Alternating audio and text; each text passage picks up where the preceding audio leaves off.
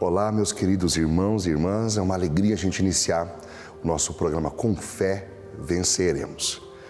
O meu nome é Fernando Nascimento, eu tenho 39 anos, sou casado com a Vanessa, sou pai de 7 filhos e venho hoje compartilhar com vocês os tesouros da Palavra de Deus. O nosso programa se chama Com Fé Venceremos.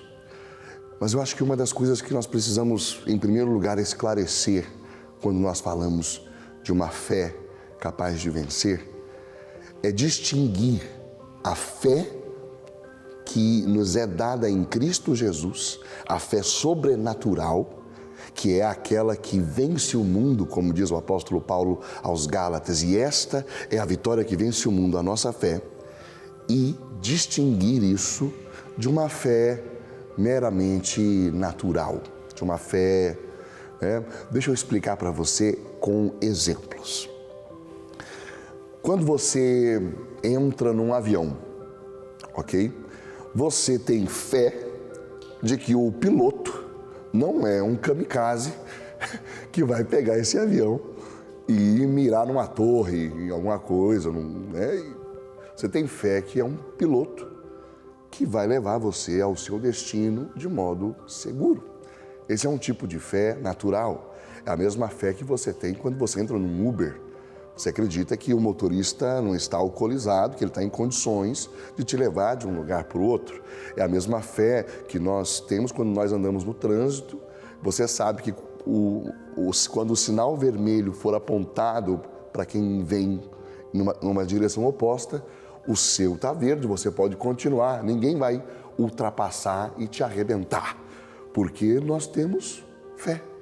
Mas essa fé é algo meramente natural, né? Existe aquela fé do pensamento positivo, né? Tinha uma música famosa da MPB, né? Andar com fé eu vou, que a fé não costuma falhar. Essa fé do dia a dia, todo homem tem. Não é essa fé que vence o mundo. Não é essa fé sobrenatural. Não é esta a vitória que vence o mundo. A fé sobrenatural é aquela que nasce do encontro com Cristo Jesus. O apóstolo Paulo, na carta aos Romanos, a partir do versículo, do capítulo 10, versículos 7 e 8, ele começa a explicar que existe uma palavra que é pregada. O apóstolo chama essa palavra de palavra de fé. E ele diz que quando esta palavra é pregada, a pessoa que ouve esta palavra, ela é quebrantada por esta palavra e nasce nela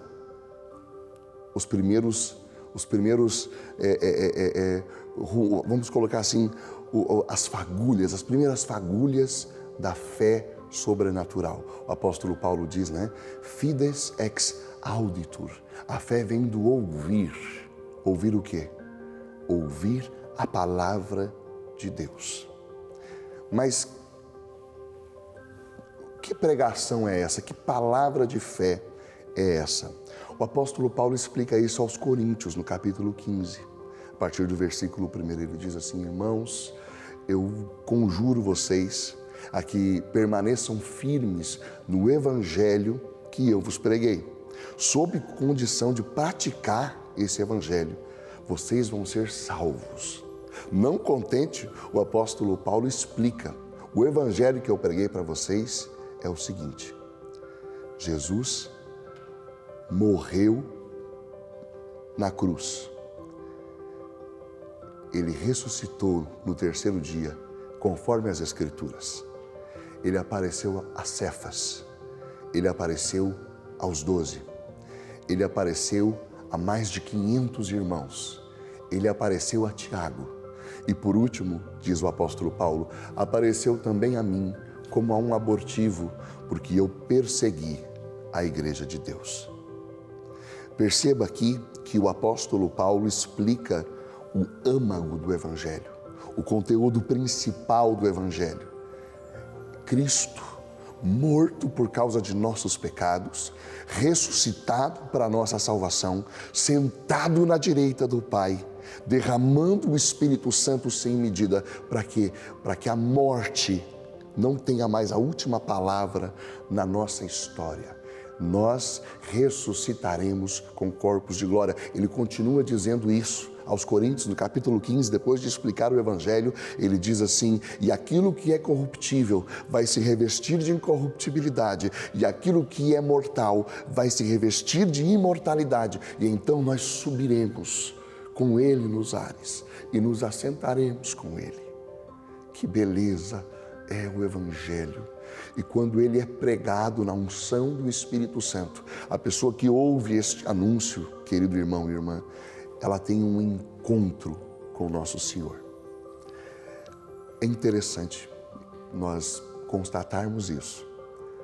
A igreja, ela se move, querido irmão e irmã, com duas rodas, sabe? São os dons do Espírito, eles são dados à igreja dentro dessas duas rodas. Existe uma roda que é a roda dos dons hierárquicos, os dons institucionais, a dimensão institucional da igreja, ou seja, são aqueles dons que a espiritualidade católica chama de gratium faciens. São dons que são dados para a igreja, ok? E eles são verdadeiras instituições. Vou explicar. O sacerdócio, né? Em todos os seus graus, bispos, sacerdotes, diáconos. Esta graça, quando é dada a um homem, né, modifica o caráter, imprime caráter na vida desse homem, e ele é sacerdote para sempre, né? Isso é algo dado. E as ações desse sacerdote, ao conceder os sacramentos, são dons institucionais. E eu vou dizer para você, não depende nem da fé desse sacerdote. Se ele repetir as palavras com a intenção de fazer o que a igreja está fazendo, ali vai estar o corpo, o sangue, a alma e a divindade de nosso Senhor. E você que está me acompanhando, você pode ver. Ele está aqui. Corpo, sangue, alma e divindade. E isso não depende da minha fé ou falta de fé, nem da sua fé ou falta de fé, porque isso é um dom institucional, é um fato, ipso facto nós dizemos, isso está dado. Mas a igreja também se move com dons carismáticos, é o chamado gratia gratis data. Deus se move por meio dos carismas. E esses carismas, segundo o próprio apóstolo Paulo explica em Coríntios 12, ele dá a cada um conforme lhe apraz, para benefício da igreja. E não somos nós que escolhemos quem vai receber os carismas. Os dons institucionais, para que alguém receba, a igreja perscruta, a igreja vê a moralidade dessa pessoa, a igreja vê o testemunho que a comunidade dá a respeito daquela pessoa. Então essa pessoa é preparada e ela vai receber um dom institucional, um diácono, padre, bispo. Não funciona assim com os carismas. Deus dá a quem lhe apraz. Não é uma eleição que nós fazemos. Ele dá esses carismas e se move como o vento. Não sabemos de onde vem, nem para onde vai. É um dos modos do Espírito Santo operar. Mas o que eu quero dizer para você é o seguinte: assim como os dons institucionais presentificam aquilo que eles estão anunciando, por exemplo, aqui na Eucaristia, quando nós estamos na missa, o Calvário, ele se torna presente diante de nós. Mas não só o Calvário, toda a Páscoa de Jesus, ela se torna presente. E eu, quando entro nesse mistério, eu saio do Cronos, eu entro num outro tipo de tempo, que é o Kairos, e aquilo que nós estamos celebrando é presentificado. Eu posso participar do Calvário porque misticamente, ele se torna presente. Os dons institucionais tornam isso presentes para nós. Mas os carismas, eles também têm essa finalidade, com um outro modo de operação. Quando uma pessoa prega a morte de Jesus na cruz do Calvário, quando a pessoa prega a ressurreição de Jesus, quando a pessoa prega a ascensão aos céus de nosso Senhor Jesus Cristo, quando a pessoa prega o derramamento do Espírito Santo, e isso é feito sob a unção, sob o fluir dos carismas, a finalidade disso é, por meio dos dons do Espírito, por meio do carisma, aquilo que eu estou sendo pregado, carismaticamente se presentifica, e a pessoa que está ouvindo a palavra, ela pode ter um encontro hoje com Cristo morto por causa dos meus pecados, ressuscitado para a minha salvação, sentado na direita do Pai como Senhor da minha vida, derramando o Espírito Santo para que eu fique cheio do Espírito hoje e a minha vida seja transformada. Perceba que para nós não há mais nem tempo e nem espaço, porque nós não estamos debaixo da lei, nós nos encontramos debaixo da graça de Deus. Não estamos apenas no cronos, não estamos apenas nesse modo nosso de contar os dias e as horas. Não, por meio do Espírito, por meio da graça, nós entramos numa outra dimensão, aonde a vida de Jesus se presentifica e eu me encontro com Ele. Eu queria convidar você a se encontrar com Ele.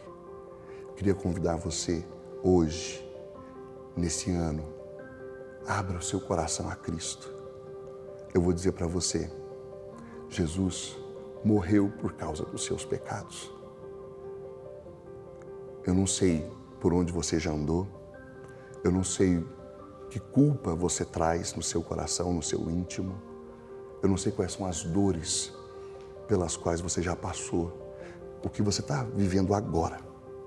Mas eu quero dizer a você, Jesus morreu para que você seja livre dessa culpa, livre desses pecados. No terceiro dia, a morte não foi capaz de contê-lo.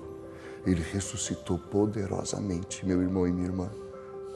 Ele está vivo para a sua salvação, para que você possa ter um matrimônio restaurado, para que o seu filho seja livre das drogas, para que a sua filha seja liberta da depressão.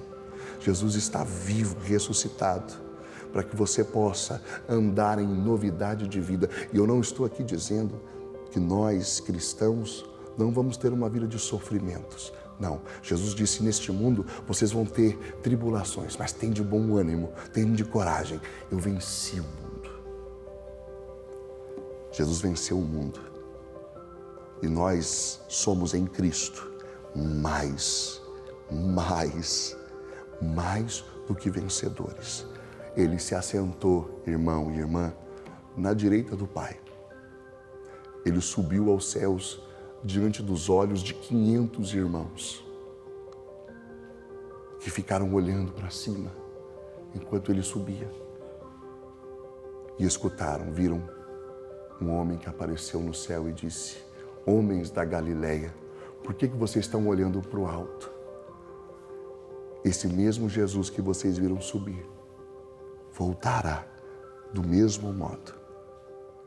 E ele nos prometeu, irmãos, que ainda que a morte nos toque, ainda que as enfermidades venham sobre nós, nada vai nos separar do amor que foi manifesto por nós em Cristo Jesus.